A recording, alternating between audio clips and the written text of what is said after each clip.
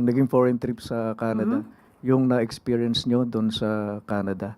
Kasi may mga nababasa sa social media na meron allegedly mga efforts na i-deport daw yung mga na-involved doon sa tawagin na lang nating nag-confront sa inyo. Base doon sa pakikipag-ugnayan sa DFA kung meron man, totoo po ba yung magkakaroon ng deportation dito sa mga involved? Nung nangyari po kasi ito, hindi po ako nagsumbong. Hindi ko po agad ito pinaalam. Dahil wala po sana akong balak na palakihin. Pero nung dumating kami sa PhilCom, mas marami pang kumalat na mga balita na hindi namin alam na kumalat na pala yung video. So doon lang namin nalaman na talagang balak or parang may agenda sila na ito ay ipakalat. So dahil dyan, mas nakita ng iba nating mga kababayan yung mga ginawa nila na hindi maganda habang kami ay nagtatrabaho sa bansang Canada. So, hindi din po tayo nagsabi kahit na kay Secretary Dave Gomez, wala dahil after namin na-experience yon ay dumiretso na lang kami sa ibang venue para matapos yung aming video shoot para sa pag-present ng highlights ng ginawa ng Pangulo sa Canada.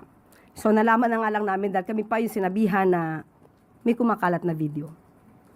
Hindi po tayo nagsumbong. Hindi po natin alam kung merong gagawing aksyon ang Philippine Embassy, ang ambassador at ang Consul General sa Canada. Pero as far as I'm concerned, wala po kaming isinumbong. Nagkataon lang po na kumalat siya siguro dahil sa ibang mga kababayan natin. At the same time, siguro yung kumuha ng video, yun talaga yung purpose nila. So, wala kaming kinuhang video. Hindi po galing sa amin ang video, sa kanila po galing. So, kung ano po ang magiging tugon dito ng DFA, mas maaari po siguro na i-address na lamang natin ito kay Secretary Tess Lazaro. Just a last point regarding this.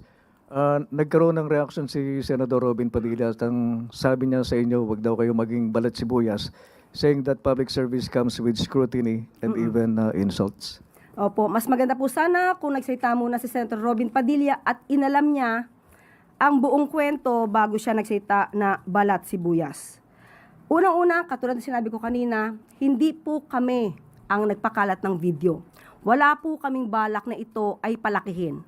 Pero lumalabas na sila, yung malamang yung sino ang nangharas o gumawa ng ganito sa amin sa Canada, sila yung nagpakalat ng video para sa kanilang content na i-spread nila sa kanilang mga kaalyado o sa mga trolls. At pangalawa, hindi kami. Never kaming kumuha sa video. Makikita niyo po, may mga dala kaming papel dahil kami ay gagawa sana ng isang video shoot. At pangatlo, hindi kami nagsumbong. Hindi kami ang nagpaunang magpakalat nito. Nung nadudoon po ako kasamang MPC during dinner, sabi po sa akin ni Ivan Mayrina kung ako ay sasagot. Ang sabi ko, wag na lang palakihin, hindi na ako magbibigay ng anumang komento. Pero nabasa ko po kasi yung message ni Ivy. Tinatanong niya ako ano ang komento ko sa nangyari. So, since hindi naman ako makakasagot agad sa MPC sa Manila, so sabi ko ngayon kay Ivan, sige, sasagutin ko na lang, then kayo na lang ang mag-share sa MPC Manila. Yun lang po ang naging daan para sumagot ako, pero initially ayoko sanang sumagot. Ngayon, pag-uusapan ba ang balat sibuyas? Unang-una po, siguro mas maganda na masabi niya rin ito, or mismo ni Senator Robin Padilla sa sarili niya. Dahil hindi po tayo balat sibuyas, hindi po tayo umaalma, katulad ng ibang ginagawa na tinaasan lang ng boses dahil sa kanyang pagsisingit or pag-interrupt sa pagsasalita ng isang senador ay biglang umalma na at medyo nag-alboruto. Yan po ang totoong balat sibuyas. But at the same time, hindi to issue ng pagiging balat sibuyas. Issue ito ng mga Pilipino na nagpapakita ng kagaspangan ng ugali. Sinabi po natin na karapatan ng bawat isa ang freedom of expression. Pero ang pagsasabi ba So magandang itanong natin to kay Senator Robin Padilla. Ito tolerate niya ba ang mga kapwa niya Pilipino o maybe kaalyado niya o ang naratibo katulad ng kanyang mga kaalyado? Ang mga salitang mamatay ka na sana o kaya ang pagmumura na PI. Hindi isang beses, hindi dalawang beses. Ito tolerate niya ba yan? Kasi pag tinolerate natin yan, ang masasabi ng mga kabataan ngayon, tama lang palang magmura at magdasal ng kamatayan ng iba. Kaya ba, hindi niya man lang pinagsasabihan o hindi man lang niya inalarmahan ang Vice Presidente nung ito ay nagmura. Minura ng minura ang Pangulo natin at pinagbantaan pa ng buhay. Yan ba ay natotolerate ni Senator Robin Padilla para sabihin na balat sibuyas ang isang tao? At meron pa po akong nabasa, kung tama ang aking pagkakabasa sa isang post ng SMNI News Online. Ito ang sinabi daw ni Senator Robin Padilla.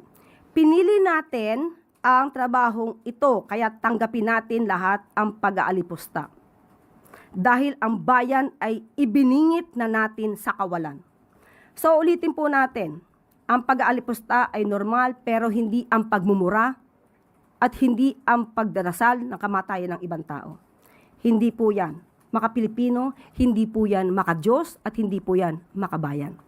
At pakitanong na lang po, anong ibig niya sabihin na ang bayan ay ibiningit na natin sa kawalan? Hindi po natin matatanggap ang ganitong napaka-general na statement niya. Ipaliwanag po niya sana ito kung anong ibig niya sabihin to, dahil pag pinaliwanag niya po ito, sasagutin ko po siya. Hindi po siya maaaring magpindang ng ganito nang wala siyang anumang ebidensya. Salamat po, Yusek. Follow-up question mula kay Chris Jose Rimate. Ma'am, paano po kung dumating sa punto na mag-public apology yung mga taong to para po mahingi po yung pagpapatawad nyo? Ano po ang masasabi nyo rito?